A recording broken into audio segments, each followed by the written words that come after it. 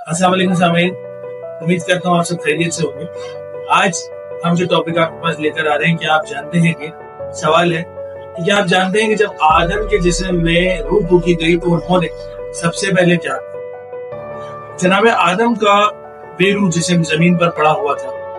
खुदा ने उसमें रूह फूकने का इरादा किया ताकि उसे जिंदा करे। लिहाजा हुक्म दिया कि मलाइका एक दूसरे के पीछे सब बनाकर खड़े हो जाएं और जब उनमें रूह फूकी जाए तो उन्हें सजदा करें, जिसका जिक्र सूरह स्वाद में। जब रूह ने जनाब आदम के जिस्म में दाखिल होना चाहा तो उसे कराहत महसूस हुई, क्योंकि उसका ताल्लुक मुजर्रदात की दुनिया से था और वो खुद को असीर नहीं बनाना चाहती थी। लिहाजा उसे कहा गया कि कराहत के साथ इंसानी जिस्म में दाखिल हो जा, ताकि तेरा जिस्म से निकलना भी कराहत के साथ हो। रूह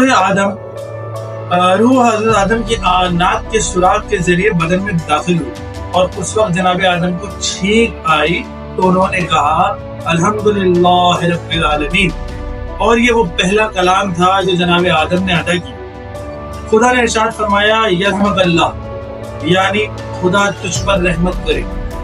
इमाम जाफर सादिक अलैहिस्सलाम फरमाते हैं कि जनाब आदम की ज़बान पर पहली मर्तबा चूंकि हम्दे इलाही जारी हुई, इसी बिना पर हज़रत आदम और उनके औलाद के बारे में खुदा की रहमत उसके गजब पर सख्त है। देखते रहिए, लाइक कीजिए, शेयर कीजिए, फॉलो कीजिए।